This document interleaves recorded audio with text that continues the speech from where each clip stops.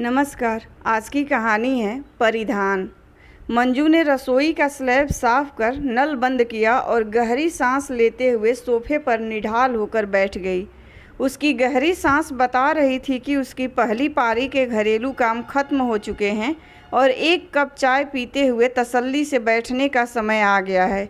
उसने चाय बनाई और टीवी के आगे पसर गई।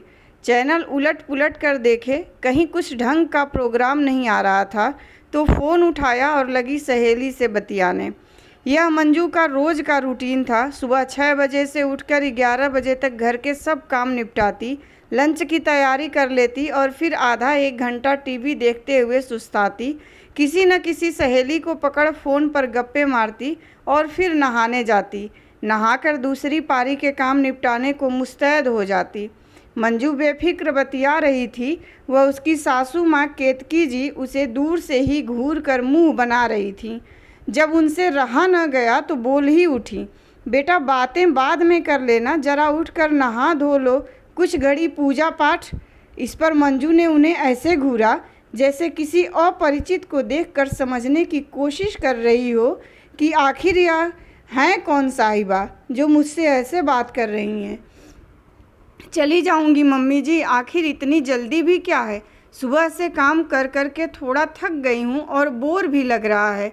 इस तरह से गप्पा ब्रेक लेने से हमारा रूटीन बोरिंग काम करते हुए बना मेंटल ब्लॉक रिलीज़ हो जाता है, हम रिफ़्रेश हो जाते हैं। मैं तो कहती हूँ आप भी दिन में ऐसे 2-3 ब्रेक ले ही लिया करो, आपका भी मूड फ्रेश रहेगा। कहकर मंजू हंसने लगी। उसकी हंसी से केतकी जी की चिढ़ और बढ़ गई। बस मेरे पास ऐसे ब्रेक लेने का फालतू समय नहीं है और ना ही मुझे घर के काम बोरिंग लगते हैं। तुम ही लो अपना गप्पा ब्रेक, चिढ़े स्वर से कहकर केतकी जी बुरा सा मुंह बनाकर चली गईं। कुछ दिनों से ऐसे ही चल रहा था। केतकी जी बात बात पर मंजू को टोकने लगी थीं। उसके लिए केतकी जी के चेहरे के भाव बदलने लगे थे। मंजू भी हैरान थी कि अचानक मम्मी जी को हो क्या गया है। पहले तो उन्होंने कभी ऐसा व्यवहार नहीं किया। 8 साल हो गए मंजू को इस घर की बहू बनकर आए। सबसे ज़्यादा उसे केतकी जी का ही सपोर्ट मिला। अनुज से लव मैरिज हुई थी उसकी। मंजू के घर वाले इस शादी के विरुद्ध थे, पर अनुज के घर वालों ने उसे बड़े प्यार से अपनाया। मंजू उसी कंस्ट्रक्शन कंपनी में आर्किटेक्ट थी जहां अनुज सिविल इंजीनियर था। वहीं दोनों की मुलाकात हुई जो धीरे धीरे प्यार में बदल गई। आज दोनों अपने 2 प्यारे बच्चों के साथ खुशहाल शादीशुदा ज़िंदगी गुजार रहे थे। मंजू एक करियर ओरिएंटेड लड़की थी। शादी से पहले उसने कभी रसोई घर का रुख भी नहीं किया था। घर गृहस्थी को संभालने की बात तो दूर, उसे चाय तक बनाना नहीं आता था। लेकिन केतकी जी की ममता भरी छत्र छाया में व अनुज के प्यार भरे सहयोग से उसने धीरे धीरे सब सीख लिया था। बच्चों के होने के बाद उसने जॉब भी छोड़ दी। घर में मेड थी, काफ़ी कुछ काम वही कर जाती थी। इसके अलावा बच्चों को पढ़ाना, उन्हें एक्टिविटी क्लासेस ले जाना, बाज़ार से ज़रूरी सामान लाना, ये सब काम मंजू संभाल रही थी। केतकी जी भी कुछ न कुछ काम करती रहती, पर उनकी भूमिका हेल्पर की ही रहती। इस तरह से सब कुछ बढ़िया चल रहा था। किसी को किसी से कोई शिकायत नहीं थी। पर कुछ दिनों से केतकी जी का व्यवहार बदल गया था। उन्हें मंजू में मीन मेख नज़र आने लगे थे। कुछ दिनों से नहीं, बल्कि ठीक उसी दिन से जब वह अपनी बड़ी बहन कामिनी के घर से अपने भांजे की शादी अटेंड करके वापस लौटी थीं। कामिनी जी की बड़ी बहू लता से वे बेहद प्रभावित हुई थीं। हर समय मम्मी जी कहकर सास की सेवा में खड़ी रहने वाली लता, सुबह जल्दी उठकर नहाकर पूजा पाठ करने वाली, पाक कला में निपुण लता, और तो और सोने से पहले सास के पैरों में तेल लगाने वाली लता। केतकी जी आश्चर्यचकित रह गईं कि आज के दौर में भी ऐसी बहुएं होती हैं। पहली बार केतकी जी को मंजू में असंख्य कमियां नज़र आने लगीं। उन्हें एहसास होने लगा कि बहू के चुनाव में उनसे गलती हो गई है, क्योंकि उन्होंने अपने बेटे की बात झट से मान ली, वरना खोजने पर शायद लता जैसी बहू मिल ही जाती। कैसी गुड़ी है सास के कपड़े अपने हाथों से प्रेस करना, पैर दबाना, तेल लगाना। केतकी जी का मन अपनी ही बहन के लिए ईर्ष्या से भर उठता। लता से मिलते ही केतकी जी को अपने जीवन में बड़ी भारी कमी का एहसास होने लगा और वही एहसास जब तब मंजू के सामने छलकने लगा था। दोपहर में मंजू हॉल में बच्चों को पढ़ा रही थी कि तभी केतकी जी ने उसे खबर दी, मंजू आज रीमा घर पर आ रही है, साथ में उसके सास ससुर भी आ रहे हैं। वे तो आज ही चले जाएंगे पर रीमा कुछ दिन रहेगी। वाह, बुआ आ रही हैं, फिर तो बड़ा मज़ा आएगा, खूब मस्ती करेंगे। बच्चे अपनी इकलौती बुआ के आगमन की बात सुनकर खिल उठे। बुआ से उनकी बहुत पटती जो थी और न कोई गिफ्ट भी ज़रूर मिलता था।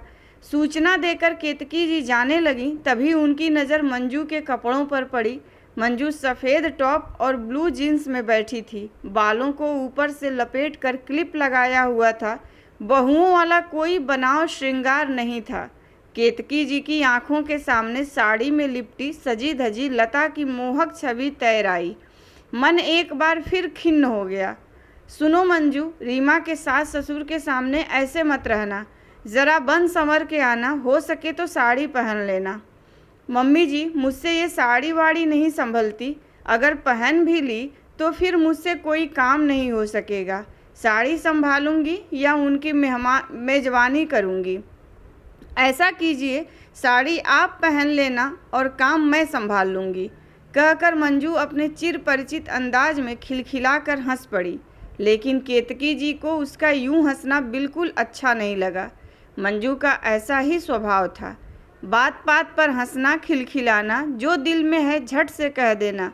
अभी तक केतकी जी को मंजू की यह बात बहुत पसंद थी, पर आज उसे यह जुबान लड़ाना लग रही थी। रीमा अपने सास ससुर के साथ आ गई थी। मंजू ने सबकी गरम गरम नाश्ते के साथ खूब हंस बोलकर आओ भगत की।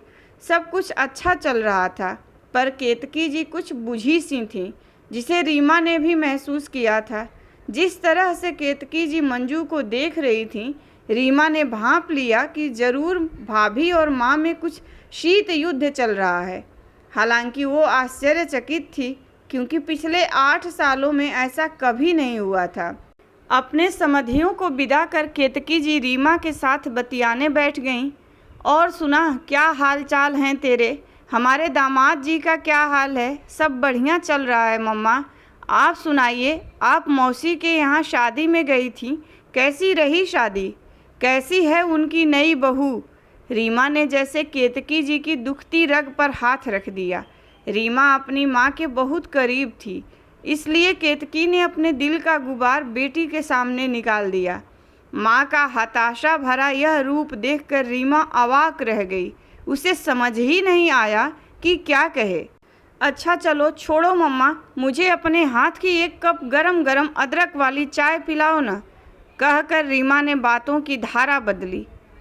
हाँ हाँ, क्यों नहीं, अभी बनाकर लाई। केतकी जी खुशी खुशी चाय बनाने चली गईं। वहीं दूसरी ओर रीमा सोच में पड़ गई कि यह बैठे बिठाए माँ को क्या हो गया। केतकी जी चाय बनाकर लाईं तो रीमा अपने बैग से कुछ निकाल रही थी। मम्मा, पिछले महीने बेंगलुरु गई थी ना, तुम्हारे लिए कुछ लेकर आई हूँ, देखो लेने से मना मत करना, वरना मुझे बहुत दुख होगा। रीमा ने झूठा गुस्सा दिखाते हुए कहा। अरे क्यों मना करूँगी भला, वैसे भी तू मेरे टेस्ट को अच्छे से जानती है, तेरी लाई हुई सभी चीज़ें मुझे बहुत पसंद आती हैं। रीमा ने खुश होते हुए बैग से एक सुंदर सा अनारकली सूट निकालकर केतकी जी की ओर बढ़ा दिया।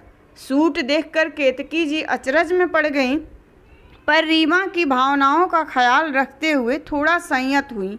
रीमा, क्या ये अनारकली तू मेरे लिए लाई है? लेकिन तुझे तो पता है ना, मैं ये सब नहीं पहनती, बस साड़ी ही पहनती हूँ। मैं जानती हूँ मम्मा, तुम नहीं पहनती, पर जब मैंने इसे देखा तो बस तुम्हारी ही याद आई। मेरे दिल ने कहा तुम इसमें कितनी खूबसूरत और यंग लगोगी।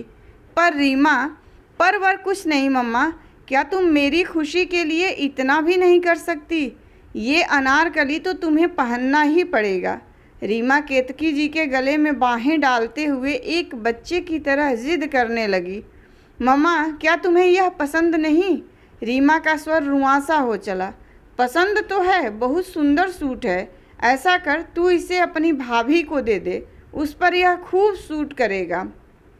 नहीं मम्मा, मंजू भाभी के लिए नहीं, यह मैंने बड़े चाव से आपके लिए ही खरीदा है और मेरी यह ज़िद है कि आप ही इसे पहनेंगी। चलिए अब जल्दी से इसे पहन कर दिखाइए। केतकी जी की तो जैसे जान ही सकते में आ गई। उनकी समझ में नहीं आ रहा था कि आखिर रीमा ऐसी ज़िद क्यों कर रही है। उसने आज तक कभी सूट नहीं पहना, वो भी इतनी फैशनेबल स्टाइल का सूट तो वे पहन ही नहीं सकती। लेकिन इसे कैसे समझाएं, ये तो जैसे बालहठ लेकर बैठ गई है। केतकी जी ने उस सूट की कमर देखी, लेकिन बेटा ये तो बहुत टाइट फिटिंग का है, मैं तो इसमें फिट ही नहीं हो पाऊंगी। ओह अच्छा, रीमा ने सूट को उलट पुलट कर देखा। सूट केतकी जी के हिसाब से वाकई टाइट फिटिंग का था। वह वापस से मनुहार करने लगी। मेरी प्यारी मम्मा, यह सूट थोड़ा ही तो टाइट है। आप ऐसा कीजिए, कल से थोड़ी डाइटिंग वॉक वगैरह शुरू कर दीजिए, फिर देखिए महीने भर में कैसे यह आपको पूरा फिट आ जाएगा। इस बार केतकी जी बुरी तरह से झल्ला गईं। ये क्या मजाक है रीमा, मुझे नहीं पहनना कोई अनारकली वनारकली। केतकी जी को आखिरकार गुस्सा आ गया। मम्मा, क्या आप मुझसे प्यार नहीं करती? क्या आप मेरे लिए इतना भी नहीं कर सकती? रीमा ने बच्चों की तरह मुंह फुला लिया। मैं तुम्हें प्यार करती हूँ बेटा, बहुत प्यार, पर तुम्हारी ये मांग बिल्कुल बचकानी है कि तुम्हारे लिए मैं जबरन इस सूट में फिट होकर इसे पहनने लगूं, जबकि मैं ऐसे कपड़े पहनने की न तो आदी हूँ न ही कंफर्टेबल हूँ। तो मम्मा, फिर आप मंजू भाभी के लिए मौसी के यहाँ की लता स्टाइल सूट क्यों बनाकर ले आए हैं और चाहती हैं कि वे उसमें फिट हो जाएं, जबकि वो सूट उनकी प्रकृति व स्वभाव से बिल्कुल मेल नहीं खाता। रीमा ने केतकी जी की तरफ ठहरी हुई नज़रों से देखते हुए कहा, ये क्या कह रही हो? मैं तो कोई सूट नहीं लाई हूँ उसके लिए। केतकी जी को रीमा की कही बात कुछ समझ नहीं आई। लाई हो मम्मा, लता जैसी बहू बनने की अपेक्षा का सूट लाई हो और भाभी को जबरन उसमें फिट करने की कोशिश कर रही हो। वो नहीं हो रही हैं तो आपको उनसे शिकायत होने लगी है, वरना अब से पहले तो आपको उनसे कभी कोई शिकायत नहीं हुई। उल्टा आप उनकी तारीफ़ ही किया करती थीं कि कैसे उन्होंने अपनी पारिवारिक जिम्मेदारियों के आगे करियर को महत्व नहीं दिया, कैसे धीरे धीरे आपसे घर की जिम्मेदारियों को अपने कंधों पर ले लिया। अब वह सब भूलकर आपको ये सब नज़र आने लगा कि वे लता जैसी सुबह नहीं उठती, पूजा पाठ नहीं करती, आपके पैर नहीं दबाती, बहुओं की तरह पहन ओढ़ कर नहीं रहती, और मान लिया जाए कि वो ये सब करने भी लग जाएं, तो आपका क्या भरोसा फिर किसी और की बहू को देख लेंगी और उनके लिए फिर से अपेक्षाओं का नया परिधान तैयार कर लेंगी और चाहेंगी कि वे उसमें भी फिट हो जाएं। ऐसी अपेक्षाओं का तो कोई अंत नहीं है मम्मा। केतकी जी चुपचाप रीमा की बात सुन रही थीं। एक बात और मम्मा, भाभी हंसमुख हैं, अभी तक आपकी बातों को सहजता से ले रही हैं, यह तो मैंने आज खुद देख लिया। लेकिन अगर आपका यही रवैया रहा तो वह दिन दूर नहीं जब वे आपको पलटकर कठोरता से जवाब भी देने लगेंगी, ठीक ऐसे ही जैसे अभी आपने मुझे दिया था, और फिर इस घर की शांति भंग होते देर नहीं लगेगी। रीमा की बातों ने केतकी जी को झकझोर कर रख दिया। वाकई वे मंजू के लिए बहन के घर से कैसा काल्पनिक परिधान तैयार कर ले आई थीं, जो पूरे परिवार के लिए कितना बड़ा अभिशाप बन सकता था। अपनी गलती समझकर उसकी आंखों से आंसू छलक आए और उन आंसुओं ने भ्रमित अपेक्षाओं का परिधान तार तार कर दिया। बहुत दिनों के बाद केतकी जी को पहले की तरह ही सब कुछ सहज लग रहा था।